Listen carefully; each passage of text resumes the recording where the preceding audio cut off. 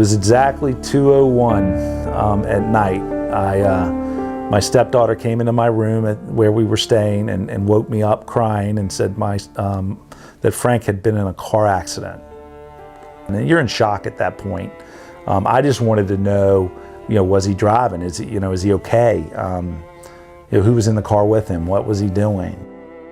And as soon as the police told me that it was him for sure, that was, very gut-wrenching. A lot of shock.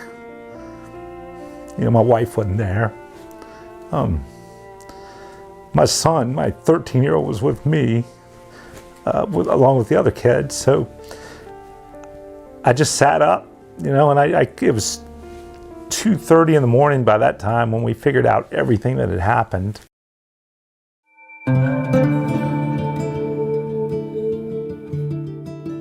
We were called out to the scene. I was called out from home. It's one of those things that you never get used to, getting called out in the middle of the night, because when the phone goes off, it's something bad, especially when it's involved someone so young.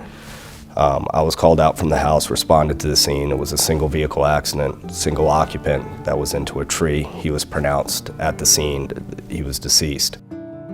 The car impacted a tree and basically almost split the car basically in half. The intrusion was, I would say, probably about 3 feet into the vehicle. Basically just hit the tree head on. His blood alcohol level being a 0.19, with 0.08 being the legal limit in Virginia.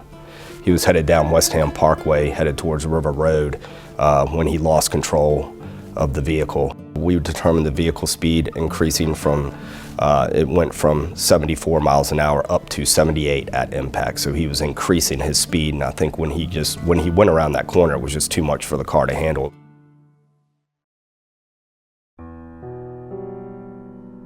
That night he had been drinking that night.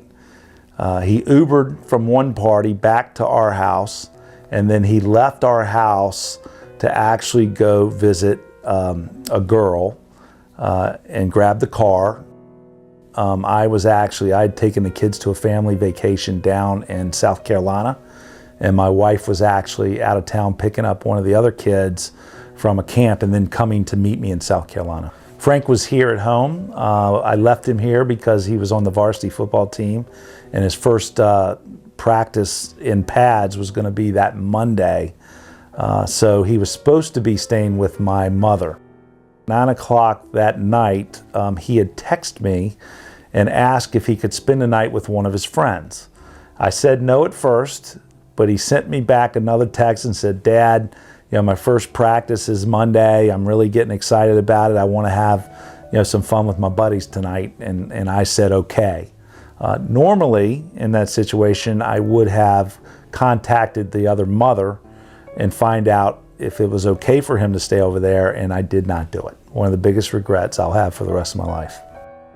The worst part of our job is when we do get called out and there is a death, we know that's someone's loved one, especially when it's a younger child that has their whole life ahead of them and they made a bad choice. So the worst thing for us is when we have to go notify that family afterward and make that death notification.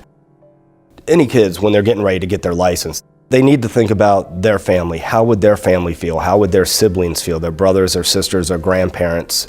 Any family member that they're close to, how do you think they're going to feel if they were to make the same mistake? Just like Mr. Woolwine's dealing with now, the loss of a child that, was a great athlete, had his whole life in front of him, and now it's just taken away in a matter of seconds over just a stupid decision.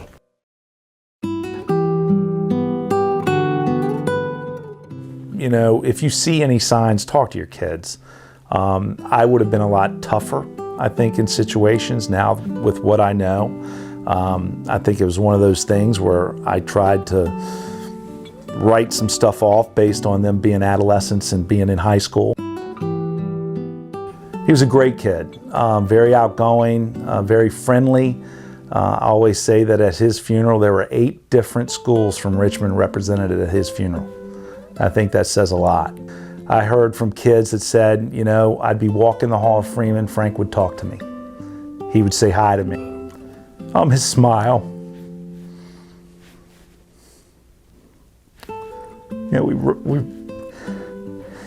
You know, he was big and we wrestled.